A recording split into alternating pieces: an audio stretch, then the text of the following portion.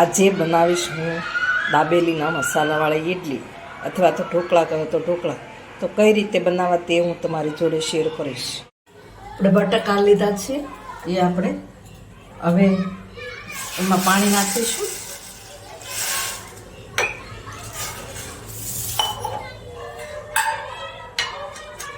પાણી નાખી અને આપણે કુકર બંધ કરી દઈશું ને આપણે 3 સીટી થવા દઈશું. આપણા બટાકાની 3 સીટી થઈ ગઈ છે. તો હવે એક પેન મૂકીશું, એમાં આપણે થોડું તેલ ગરમ થવા દઈશું.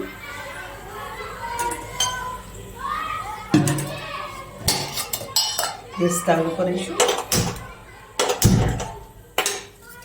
આપણે થોડું અમથું તેલ મૂકવાનું છે.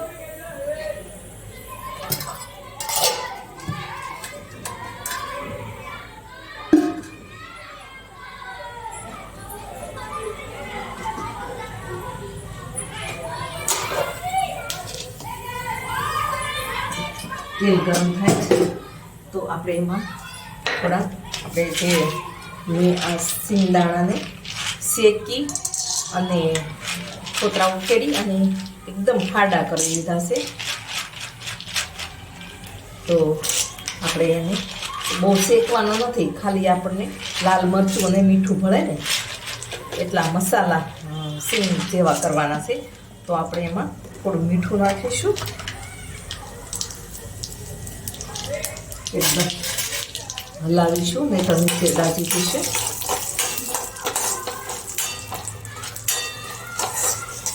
હવે લાલ મરચું નાખીશું.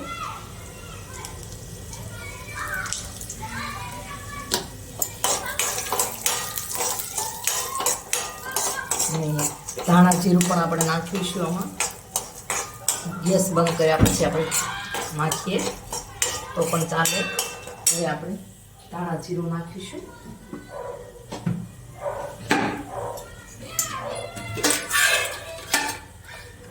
થોડું નાખીશું.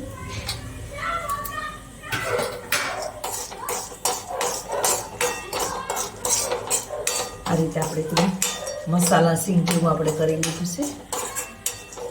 તમે ખારી સિંગ પણ લઈ શકો છો. આપણે કુકર ઠંડુ થઈ ગયું, એની 5-7 મિનિટ થઈ ગઈ છે. તો હવે આપણે ખોલી તો આપણા બટાકા બફાઈ ગયા છે. તો આપણે એને છાલ ઉખેડવા લઈ લઈએ. બટાકા હવે આપણે ફોલાઈને તૈયાર થઈ ગયા છે. તો હવે આપણે એને મેશ કરી લઈશું.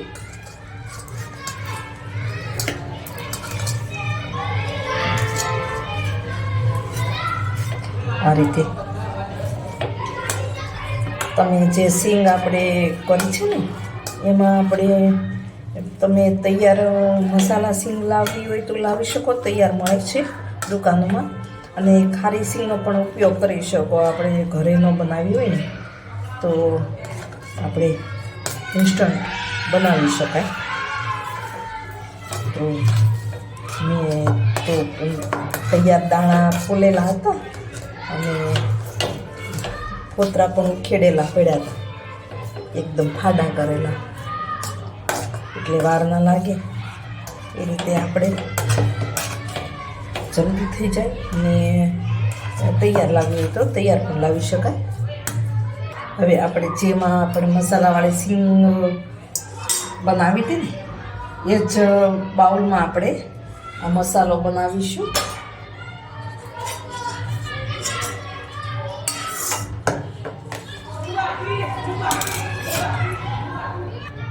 એમાં મેં આ તજ અને લવિંગનો પાવડર કરી લીધો છે, એ નાખીશું.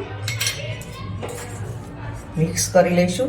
તમારે થોડુંક તેલ ગરમ મૂકી અને અંદર શેકવું હોય તો શેકી શકો છો. અને આ જે ધાણા જીરું અને બંને શેકી અને ખાંડી લીધા છે.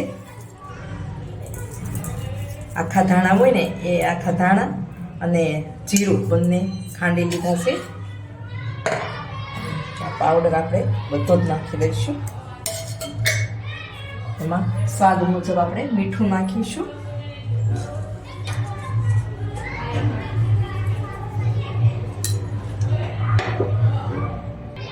લીંબુ નાખીશું. તમે આંબલીનું પાણી પણ નાખી શકો છો. આપણે લીંબુ નાખીશું.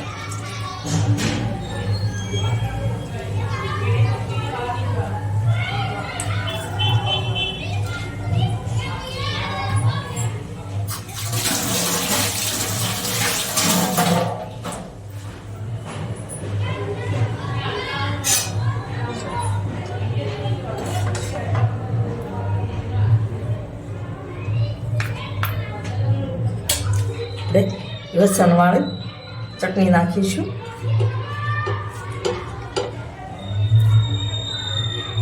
આપણે દળેલી ખાંડ નાખીશું થોડી.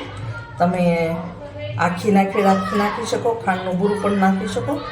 મારી પાસે ઓલરેડી દળેલી ખાંડ હતી એટલે મેં દળેલી ખાંડ નાખી. હવે આપણું બધું મિક્સ કરી લઈશું. આવી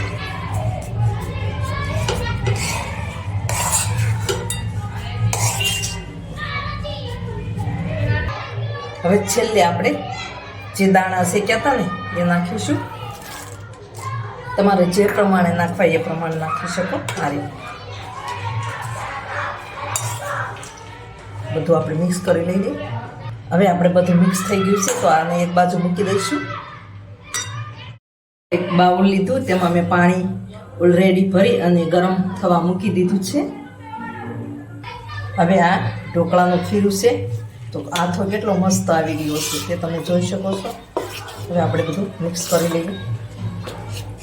આપણે એમાં સ્વાદ મુજબ મીઠું નાખવાનું છે. બીજું આપણે કશું નાખતા નથી. હળદર નાખી હોય તો નાખી શકો તમે.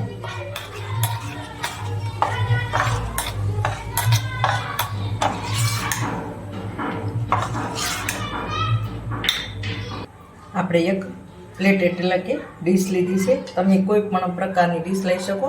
આપણે એને ગ્રીસ કરી લઈશું.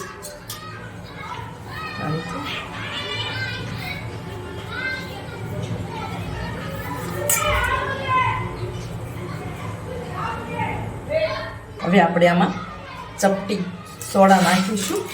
થોડાક જ નાખવાના છે અને ગરમ પાણી થોડું નાખીશું. અને બીજું બાજુ આપણું પાણી પણ બાઉલમાં ગરમ થઈ ગયું છે તો આપણે આ રીતે મિક્સ કરી લઈશું. અને આ બાજુ આપણે કાઠો મૂકી દઈશું આ બાઉલમાં અને એના ઉપર આપણે આ ડીશ મૂકી દઈશું. ને આપણે આ જે ખીરું છે ને એમાં આપણે ખાવાનો સોડા નાખ્યો છે. તમે ઈનો પણ નાખી શકો. તો હવે આપણે એકદમ પતલો લેયર બનાવવાનો છે.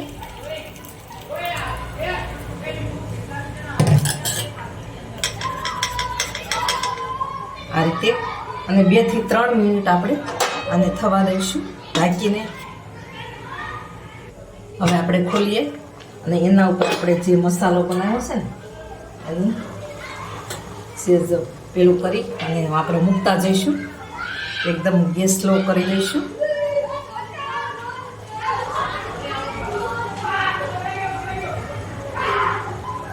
આ રીતે મૂકી દઈશું. આપણે ઉપર આ મસાલાનું લેયર કરી દીધું છે. હવે એની ઉપર આપણે પતલું ખીરું નાખીશું.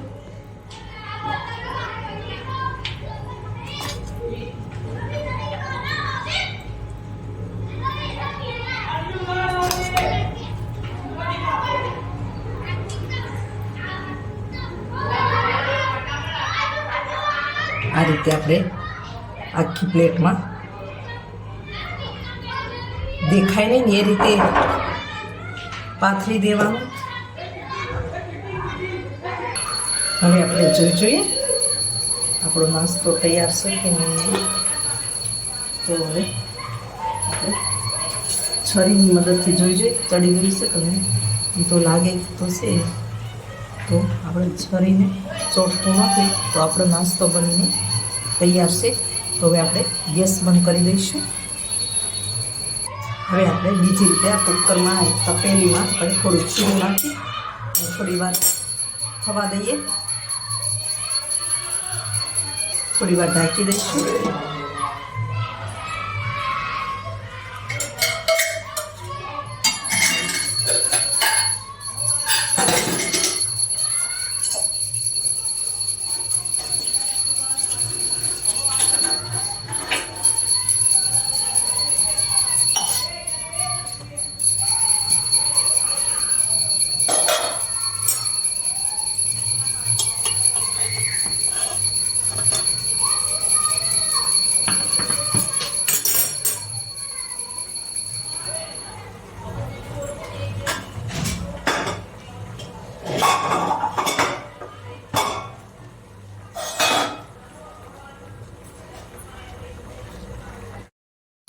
હવે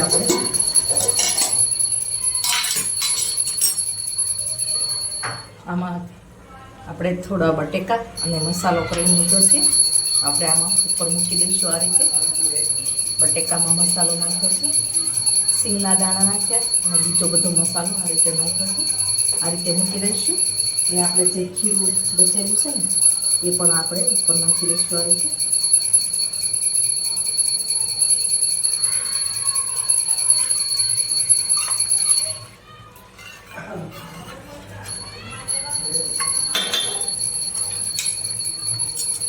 હવે આપણે હલાવી દઈશું એટલે બધું એક સરખું થઈ જાય. એના ઉપર આપણે ઢાંકી દઈશું તપેલી.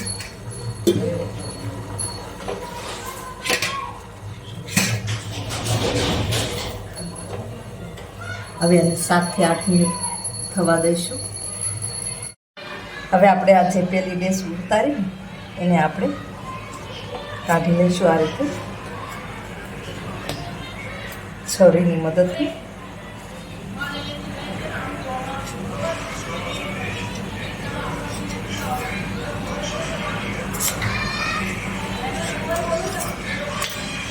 પ્લેટ ઉપર કાઢીશું આપણે આ રીતે ઉલટી કરી.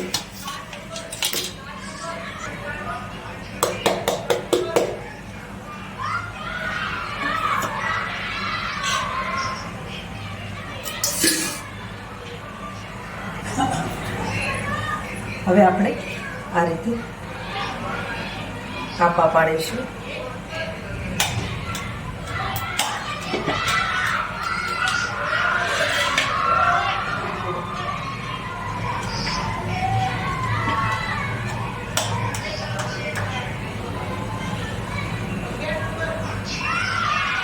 હવે તમારે ચોખ્ખું કરવું હોય તો ચોખ્ખું રાખો, નહીંતર આ રીતે પણ તમે કરી શકો.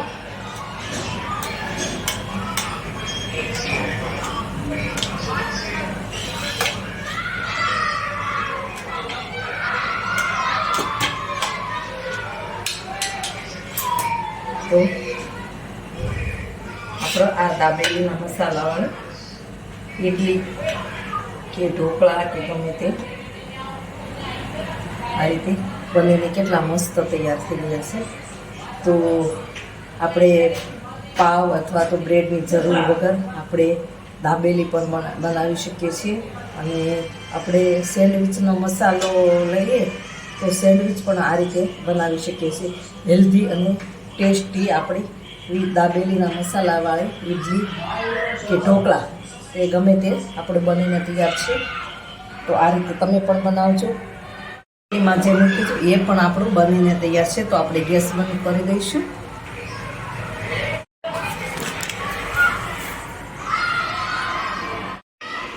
આપણી દાબેલી ઇડલી બનીને તૈયાર છે. તો મારી રેસીપી ગમે તો લાઈક કરજો, શેર કરજો, ચેનલને સબસ્ક્રાઈબ કરજો, બેલ આઇકોન દબાવવાનું ભૂલતા નહીં અને કમેન્ટમાં લખજો મારી રેસીપી કેવી લાગી. અને તમે આમાં સેવ અથવા તો દાડમના દાણા પણ ઉમેરી શકો છો.